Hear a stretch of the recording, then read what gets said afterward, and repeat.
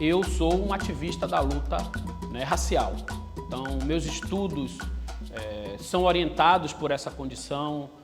Minha atividade profissional, seja na educação, seja na polícia, são orientadas por essa condição de homem negro ativista, né, do movimento negro, da luta contra o racismo.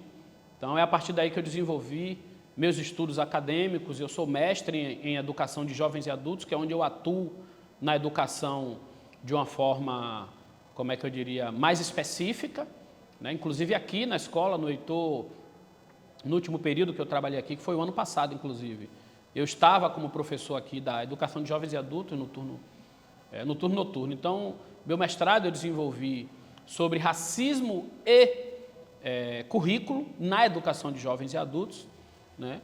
E a minha atividade como investigador da polícia é idem. Eu fundei um grupo chamado Coletivo Sankofa, que é um grupo que reunia policiais civis com o objetivo justamente de discutir de forma crítica a segurança pública numa perspectiva do olhar, né, da militância negra. Então, eu acho que isso é um resumo um pouco de quem eu sou e de como eu me coloco no mundo. Primeiro, entender que essa violência ela não é fruto da incompetência de governantes, ela não é fruto de erro de policiais ruins. A violência ela é projeto de segurança pública. A segurança pública ela é planejada e executada dessa forma.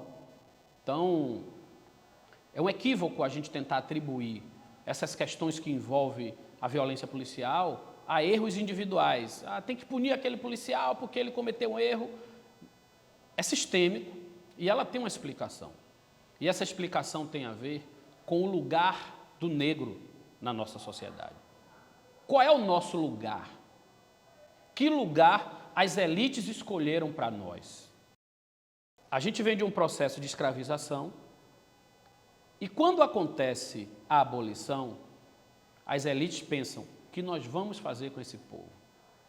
Eu costumo dizer isso, todas as entrevistas, quando eu escrevo, isso está na minha dissertação e eu vou dizer. A abolição, ela foi um projeto genocida. A abolição foi um projeto para se livrar de nós. Não foi um projeto para nos libertar. Ela foi um projeto para a sociedade brasileira branca se livrar da nossa presença. Tudo que foi pensado a partir daí foi com o objetivo de tornar o Brasil um país apresentável ao mundo ao modelo europeu. Basta a gente ver algumas ações específicas ali, né? Como, primeiro, o estímulo migratório para europeus brancos. Isso tinha, primeiro, o objetivo de mudar a presença populacional, a densidade demográfica da população negra. Ou seja, nós éramos, naquele momento, grande maioria da população, e isso comprometia, isso preocupava as elites brancas. Era necessário encher o Brasil de branco. Era necessário estimular a miscigenação. Diferente de outros lugares, África do Sul, Estados Unidos, que tiveram uma apartheid, onde negros e brancos foram, como é que eu diria, mantidos separados, o Brasil teve um outro projeto. O projeto do Brasil foi estimular a miscigenação, baseado na crença de que a superioridade genética branca iria prevalecer. E ao prevalecer, dali a 3, 4, 5 gerações, seríamos todos brancos. Os negros não existiriam. Por isso a gente viveu no Brasil o processo de embranquecimento. Por isso a gente precisa discutir, né? Continua sendo uma coisa muito sensível quando a gente fala, por exemplo, em relações interraciais. Mas a gente precisa politizar o debate sobre relações interraciais porque ele é produto de uma estratégia política das elites para fazer com que a gente deixasse de existir.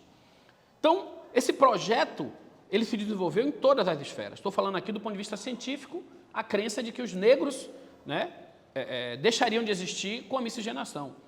Só tem uma saída. Primeiro, a gente ter o diagnóstico, como eu estou fazendo aqui, e a gente se organizar para resistir. Nós precisamos estar organizados em todos os lugares, né? Por isso, eu na condição de investigador da polícia, eu criei o coletivo Sankofa, que era um coletivo que reunia, né, os policiais. E o Sankofa, não sei se vocês conhecem, o Sankofa é um ideograma, um símbolo atribuído a alguns povos africanos, ele tem um desenho de um pássaro que tem a cabeça voltada para trás. Eu até tenho a tatuagem do Sankofa aqui. E essa simbologia significa o seguinte: você progredir sem deixar de olhar de onde você veio, quem você é. Então, usar esse símbolo dentro da polícia, para mim era como se dissesse assim, ó, eu estou aqui, mas eu não me confundo, eu sei exatamente quem eu sou e eu sei exatamente qual é o meu papel principal aqui.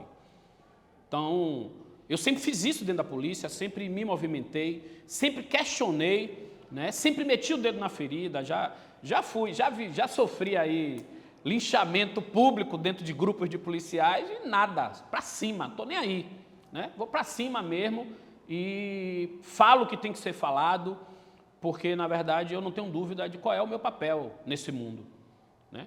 Quem quiser ter dúvida, que tenha. Eu não negocio com fascista, né? Eu tenho noção de qual é a minha tarefa e estou cumprindo. Então, é importante que a gente tenha a dimensão que essa violência é algo institucionalizado como um projeto das elites para nos manter sob controle.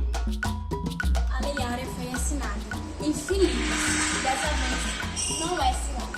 Ops, foi mal pensado.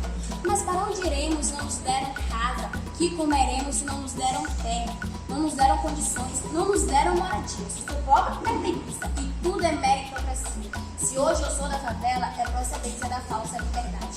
Hoje eu faço minha militância e luto por igualdade.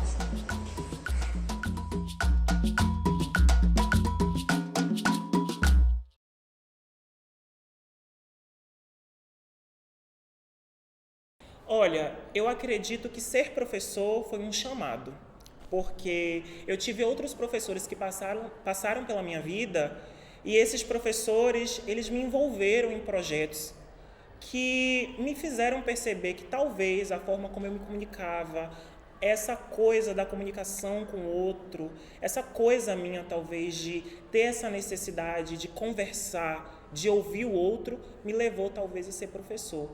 E é muito importante porque essas professoras, é importante dizer essas professoras, no feminino, porque essas professoras eram atrizes, escritoras, produtoras, né, culturais, né, e elas me inseriram nesse meio e foi muito importante para mim perceber como eu poderia me engajar, sonhar e também, não só sonhar, mas fazer com que esses sonhos se tornassem ações na minha vida. E aí eu acabei desenvolvendo projetos com elas e foi muito importante, eu acho que também para o meu empoderamento. Eu acho que eu já tinha um pouco disso, né, do empoderamento por causa da minha casa. Mas eu já trazia isso um pouco da casa para a escola, mas elas foram pontuais em qual sentido? Em mostrar que uma pessoa negra, que talvez eu não entendesse inicialmente isso, talvez uma pessoa negra pudesse estar em qualquer lugar que ela quisesse. E aí elas foram me mostrando isso, né, através da educação mesmo, né, da convivência diária, né, do me ouvir, me validar. Então eu acho que isso foi muito importante para a minha trajetória. As linguagens, elas sempre tiveram presente na minha casa, porque as pessoas da minha casa têm essa coisa, né, do modo de falar, do modo de se apresentar, principalmente as mulheres, né, essa coisa, das vezes, da tonalidade de voz, de ser um pouco mais dramática para dizer uma coisa ou outra. Então eu ia absorvendo e eu percebi que eu sempre interpretei uma pessoa ou outra da minha casa. E essas professoras que entram na minha vida, elas entram justamente para perceber isso que já tinha em mim e potencializar essas habilidades que talvez eu já tinha. Então, o ator, de alguma forma, entrou assim.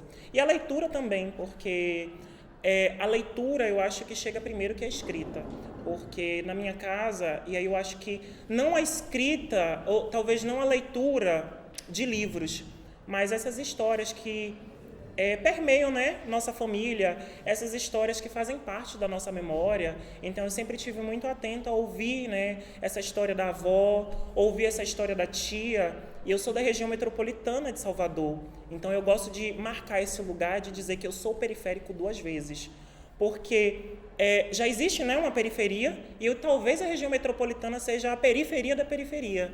Então, ter crescido nesse ambiente, digamos assim, distante talvez da capital, que beira, né, talvez, fica ali naquela coisa, né, entre o interior e entre a cidade, essas histórias, né, de como minha família chegou na cidade, antes da cidade mesmo ser uma cidade, né, como é que eles foram construindo essa vida. E também tem aquelas coisas, né, mais fantasiosas, que nossos avós, nossas tias contam de um tempo, né, bem distante. Então, eu acho que são esses saberes, né, essa coisa da ancestralidade, essa questão da oralidade é muito presente na minha vida. Então, eu sempre fui muito atento, sempre ouvi, né, essas histórias. E eu acho que isso vai me formar depois como escritor. E quando eu chego na escola, encontro uma professora escritora, uma professora atriz, que vai ver esses talentos em mim e vai dizer assim, olha, a gente precisa trabalhar aqui. E vai me educar através da palavra, no sentido de dizer assim, olha, a palavra e a linguagem é um poder. E você pode utilizar isso para conquistar as coisas que você quer, para se comunicar com o outro e para entender a vida. Eu acho que quando eu chego na escola, eu tenho um chamado com essa escola. Eu não sabia que essa escola era uma escola com uma identidade quilombola, mas quando eu chego nessa escola, que eu começo a ver como vocês se comportam, como vocês falam, como vocês são empoderados com o cabelo, como vocês valorizam traços do rosto de vocês, né? Como os traços negros, né, são valorizados por vocês, como a identidade negra, a identidade periférica, como existir nesse lugar da periferia valorizado por vocês. E aí, talvez, vem em contraponto também alguns discursos que eu já tenho na universidade, porque eu sou de escola pública. Eu já venho de projetos que me fizeram ser o que eu sou hoje, né? Eu encontro professores que me validam, professores, principalmente professores artistas, que me inserem no teatro, que me inserem em projetos de escrita, projetos de valorização do que eu já trago da minha casa. Então, eu acho que encontrar vocês é dar continuidade a essa história, né? É continuar potencializando isso que já fizeram comigo. Então, quando eu encontro estudantes tão criativos, tão potentes e que acreditam no que fazem, eu digo assim, esse é o meu lugar. Eu não só me inspiro em pessoas pretas que estão tendo visibilidade, que estão na mídia, ou escritores famosos que tiveram seus livros publicados, mas eu gosto de me inspirar nas pessoas pretas que estão diariamente vivendo comigo. Eu acho que essa é uma forma de demonstrar meu carinho, meu amor, meu cuidado através de palavras de afirmação e da valorização dessas pessoas. Porque se eu valorizo essas pessoas vão me valorizar também e a gente consegue transformar todo o ambiente ao nosso redor. Viver, sonhar, Liberdade. igualdade. Ser representado. Merece ter sucesso, merece ter sonhos, merece conquistar sonhos, né? Merece vida digna. Não dá para completar com uma palavra não, viu? Nossas demandas são gigantescas. Estar no lugar que quiser. Joia, eu que agradeço.